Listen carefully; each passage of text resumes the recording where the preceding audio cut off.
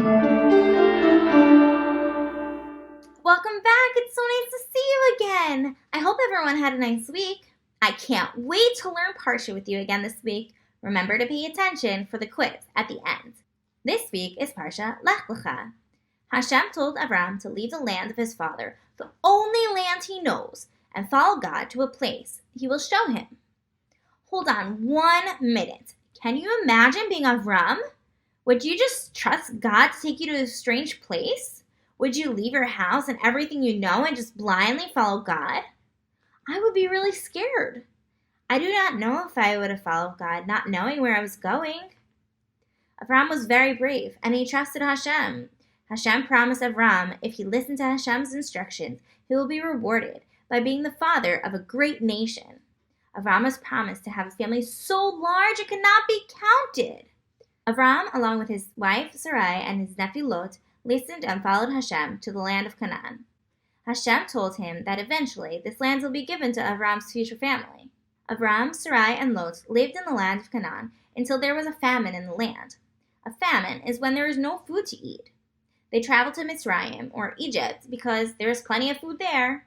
Sarai was so beautiful, and Avram was very worried that the Egyptians would kill him so that they could be married to Sarai. Avram lied to them and told everyone he was just her brother instead of her husband. Just as Avram suspected, the Egyptians thought Sarai was very beautiful, especially the Pharaoh. Pharaoh took Sarai as a captive, which made Hashem angry. Hashem sent a plague to Pharaoh's palace, and he released Sarai. The Pharaoh gave Avram and Sarai lots of precious gifts and escorted them out of the land of Egypt. Avram, Sarai, and Lot returned to the land of Canaan. When they returned to the land of Canaan, both Avram and Lot had lots of animals. There wasn't enough room for all of them to live together. Avram and Lot's shepherds started fighting. Avram didn't want to fight with Lot, so he told him to pick a land, and Avram would go in the opposite direction. Lot and his family went towards Sodom, which is a land that is known to have a lot of really evil people living there. God once again tells Avram that he is going to give the land of Canaan to his future family, and that they are going to be as numerous as the soil in the earth.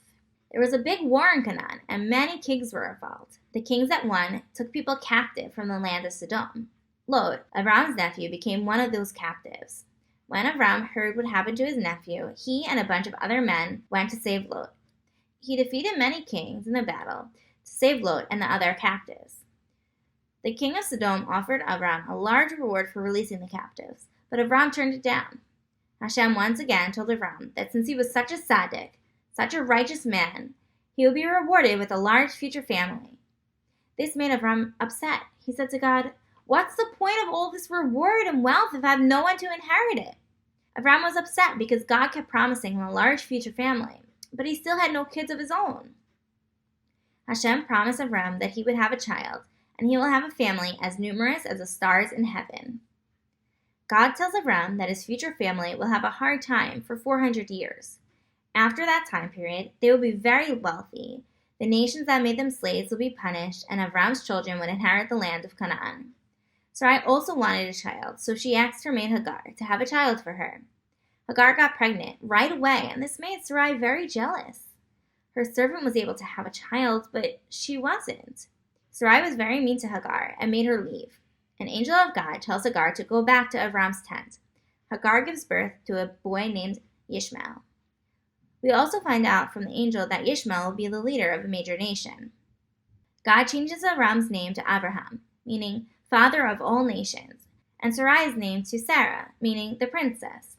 God promises Abraham that he will have another son, but this time from Sarah.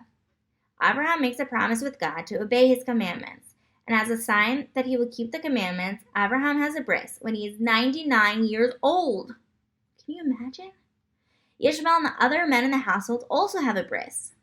Going forward, all baby boys will have a bris when they are 8 days old, as a sign that they promise to keep God's commandments. Okay, I hope you're paying attention because it's quiz time! Are you ready to review the parsha? Let's begin. Where did God lead Avram? To the lands of Canaan? To find a wife? To a rainforest? Or to Har Sinai? That's right, to the lands of Canaan. Why did Avram and his family leave the lands of Canaan? There were too many bugs? They missed their old home? God sent them to the wrong place by accident, or there was a famine. That's right, there was a famine. How big did God say Avram's future family will be? Very large, as numerous as the dirt in the earth, as numerous as the stars in heaven, or all of the above? That's right, it's all of the above. What did God change Avram and Sarai's name to? Yitzchak and Rivka, Moshe and Zipporah, Adam and Chava, or Abraham and Sarah? That's right, Avram and Sarai's names were changed to Abraham and Sarah. How old was Abraham when he had his bris? 8 days old, 13 years old, 99 years old, or 10 days old? That's right, he was 99 years old. Great job, you got them all correct. Thank you for watching my Parsha video. Have a good Shabbos.